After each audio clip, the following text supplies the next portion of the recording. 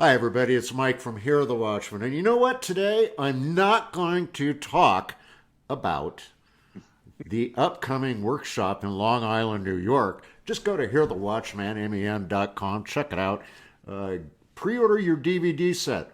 You can save $30 off the price by ordering it now. And by the way, folks, if you purchased the Dallas DVDs from the last conference that we did, those will be shipping out on Wednesday of this coming week. So thank you for your patience, and we'll get them out to you just as fast as we can. So it's the weekend, and I have my dear brother from an English mother. It's Mr. Mark Sutherland, all the way from London. Mark, how are you today? I'm okay, my brother. Good to see you. Good to see you. It's nice weather outside here in on this side of the pond. Bit sunny, but it's good. Well, you got us beat because we've got rain and snow up on the mountain, and that's global warming for you right there. And then, Right. of course, we have. I was talking to Derek and Sharon Gilbert this morning, or texting back and forth with them. They are in Israel right now, where it has been like Absolutely. 107 degrees. I mean, I that heard. Derek looked like he was like burnt. I mean, he was so red the other day. But I guess it's the heat broke, so they're enjoying themselves there. And what do we have going on, Mark? I mean, we have. I can't let it slide. I have to bring her up. Alexandria. She's at it again, our favorite bartender. This time she's quoting the Bible. Funny how she quotes the Bible when it works in her favor. But, everything else, no, no, no, no, no. So it's very interesting here on this side of the pond what's going on in politics today. We have a Republican who now says Trump needs to be impeached. Some jerk, I think he's from Minnesota.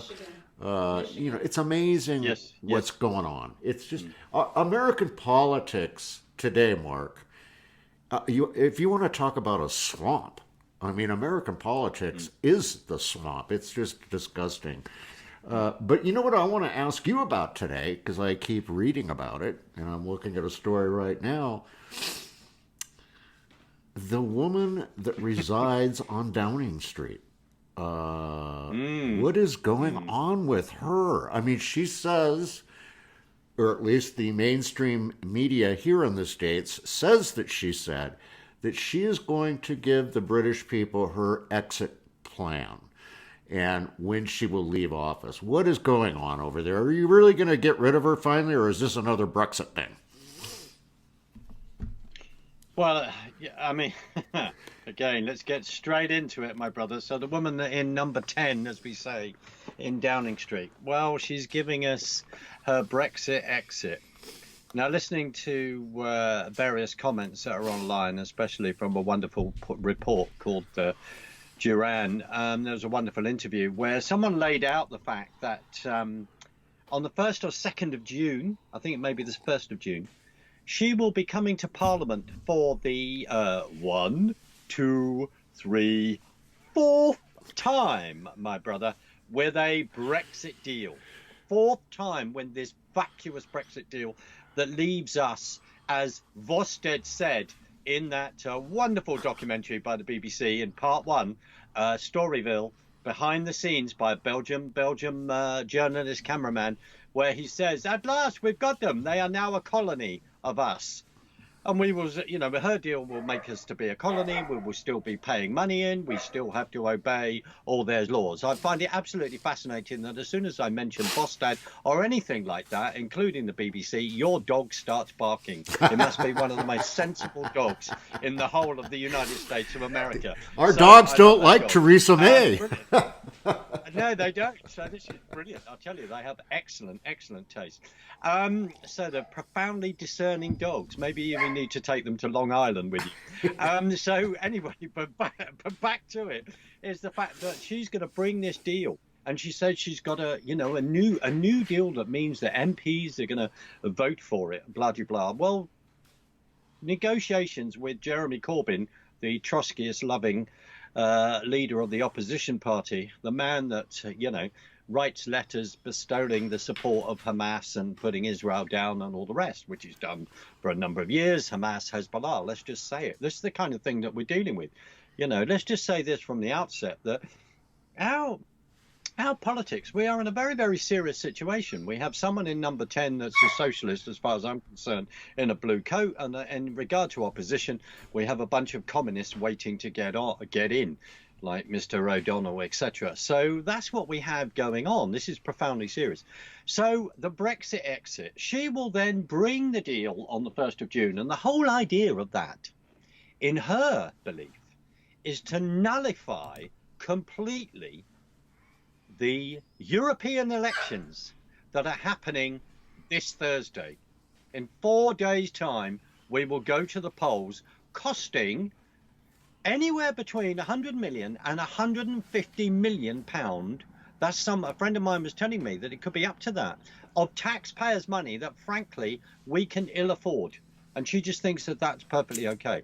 You see, the unfortunate thing is that this particular woman, who is a Remainer, who voted to remain inside the EU, has been the front, who has then allowed the civil service, and the civil servants have been running our country since 1973, because we have become, absorbed into, we went into the common market, as I've explained previously. It was always planned to be a supranational government, that we would be based on socialism, that treaty by treaty, each individual country has their democracy taken away. That was planned in 1923.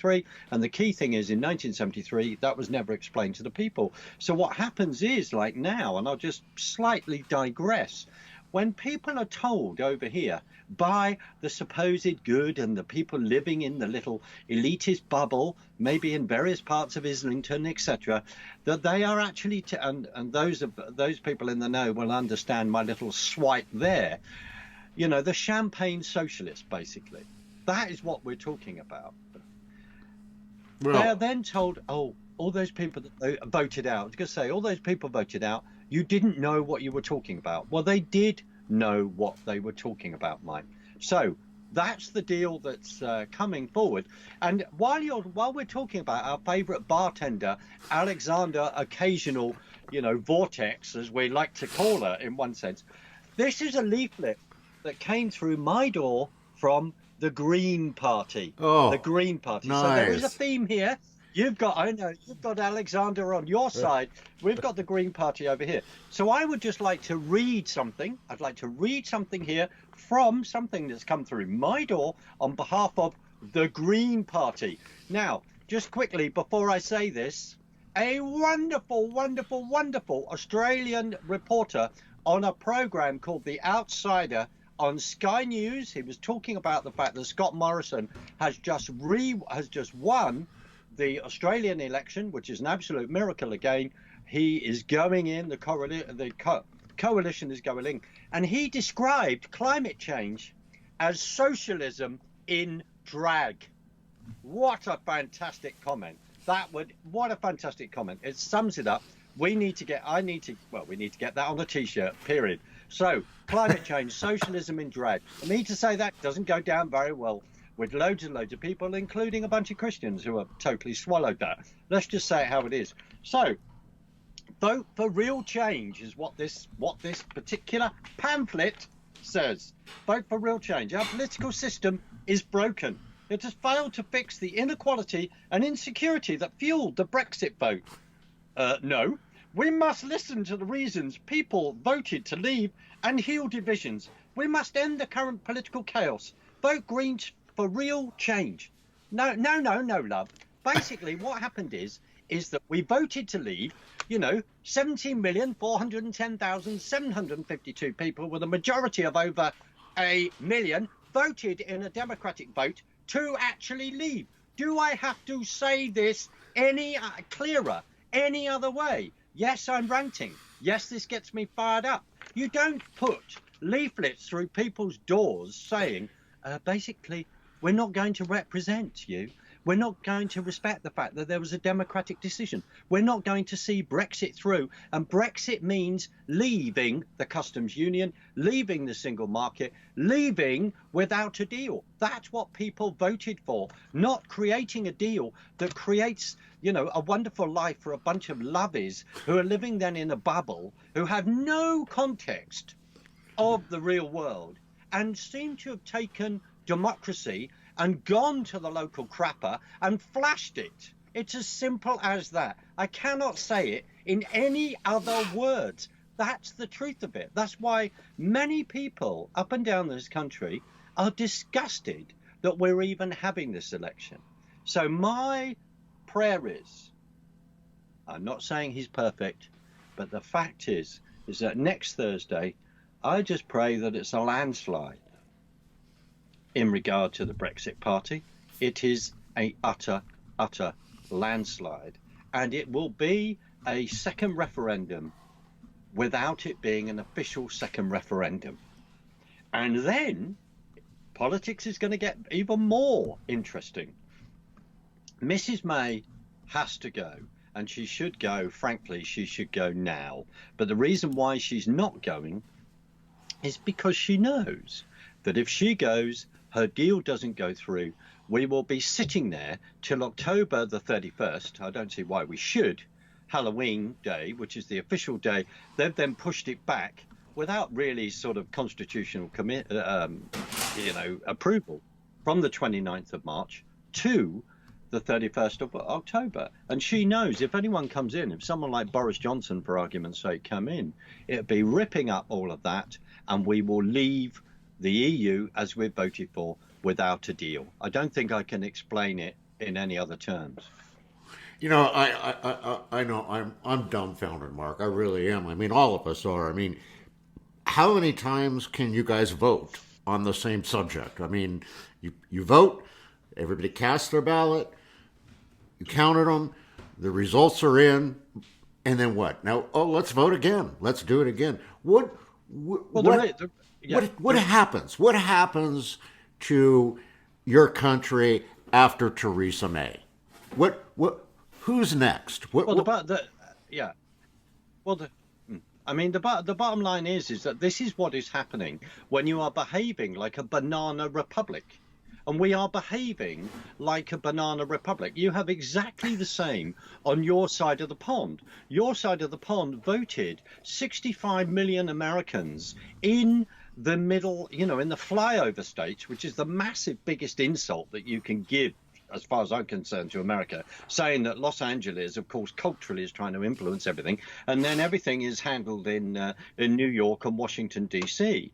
So this is outrageous. You voted to put Donald J. Trump as your president. He's been president of the United States since January 2017, elect from November 2016. I don't have to tell you what's unfolding in the fact that there has been this coup and a bunch of Democrats. You were talking about the state of politics on your side of the pond. Let's just tie it up from a world point of view with what's going on. The fact is that the Democrats, as we have discussed, are not the Democrats of JFK era. They are communists. And I'm just going to show you this particular famous book, which is The Naked Communist by Clausen. This is the 9th edition. I happen to have the 9th edition, published in 1961. I recommend every single person read this book in America who's awake now. And many people have read this, who's awake, because Mr. Clausen was bang on it, and various other people have been banging on about this book for years. This says the particular takeover of America. It's communism, what we are actually facing. In regard to political correctness, don't say this, in regard to the complete breakdown of family, etc., etc. This is all planned. No, I'm not making it up. So we just look at what is actually going on, which is complete and utter lunacy. So the EU is a socialist Marxist construct. As I've said, if Juncker is, getting a statue made in China, taking it to Karl Marx's birthplace and unveiling it and then going, oh, isn't this wonderful?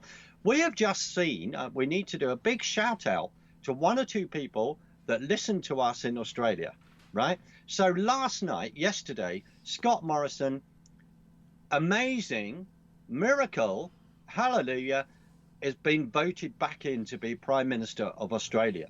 They had dodged a bullet in regard to the extreme left-wing policies that the opposition there, and I've forgotten the gentleman's name, were trying to actually bring in.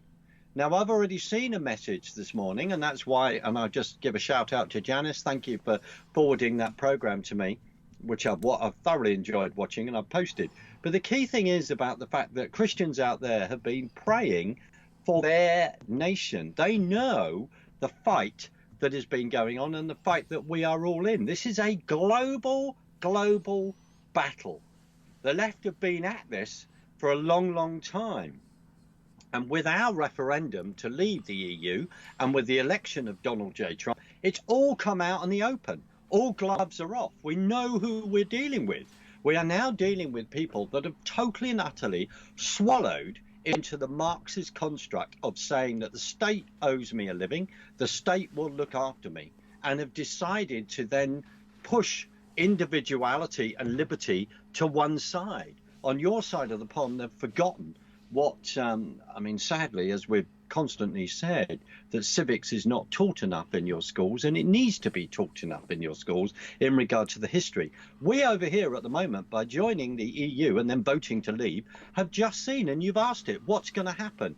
We've had democracy suspended. What's going to happen? Mrs. May, you need to go. And frankly, there are also Remainers that will be voting for the Brexit party, I believe, in regard to the EU, because they're disgusted about the lack of respect for democracy around the world. So in Australia, over here, and on your side of the pond in the United States, there's a pushback.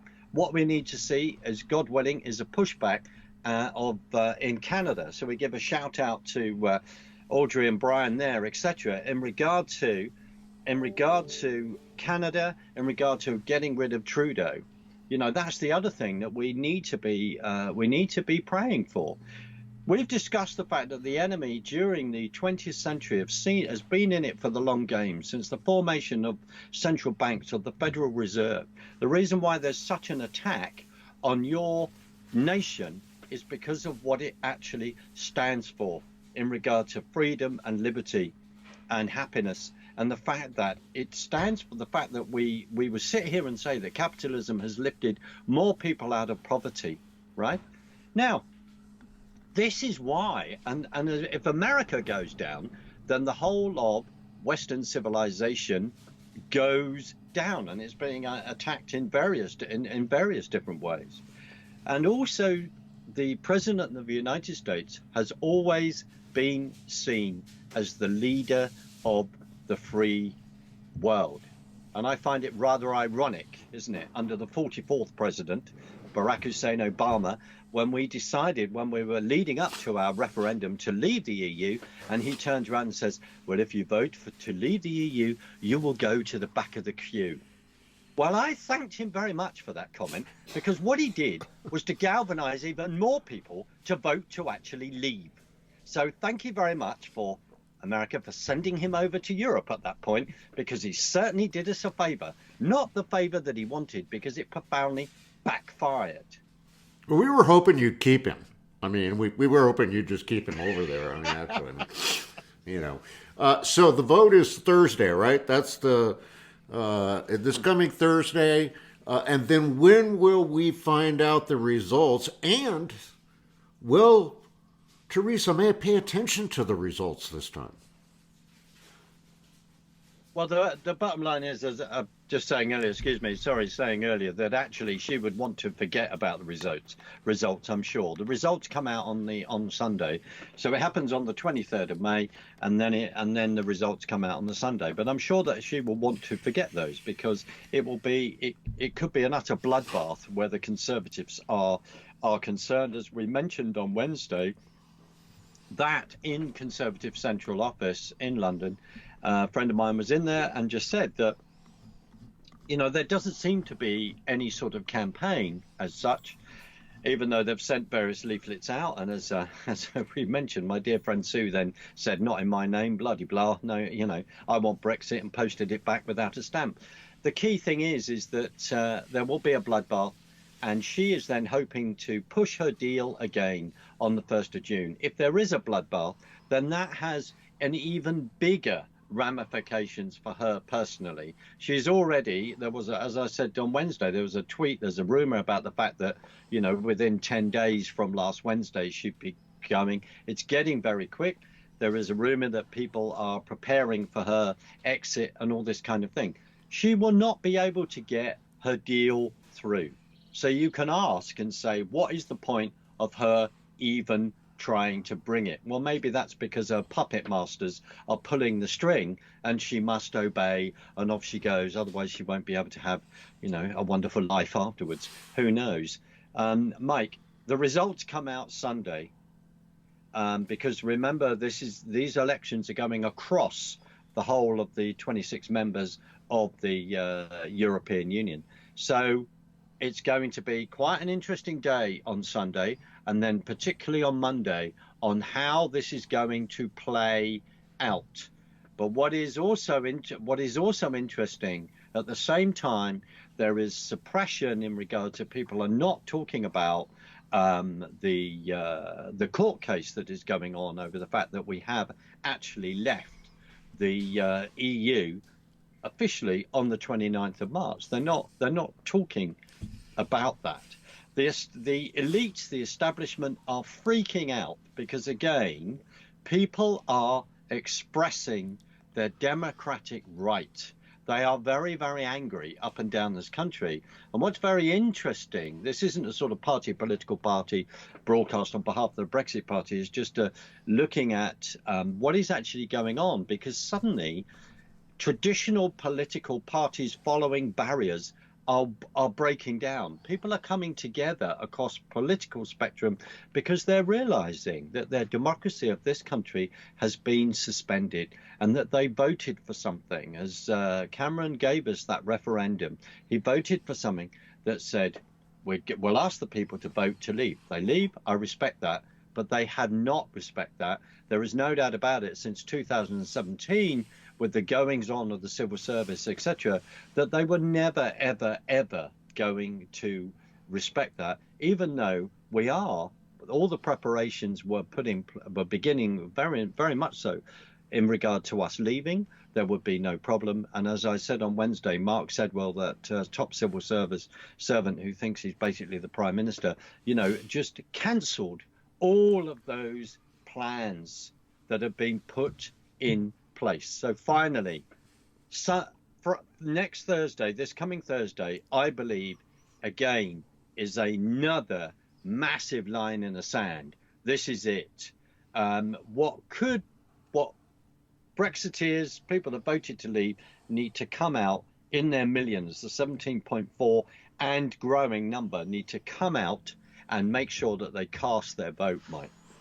Yeah, it's exciting times. It's going to be an interesting week. We will be on the air Wednesday night, and we're going to check in with you. I mean, this is epic. I mean, what's happening over on your side of the pond this week is epic, and it's just. I'm watching the news feed come through right now. Theresa May and Corbyn are swapping insults. Brexit talks collapse.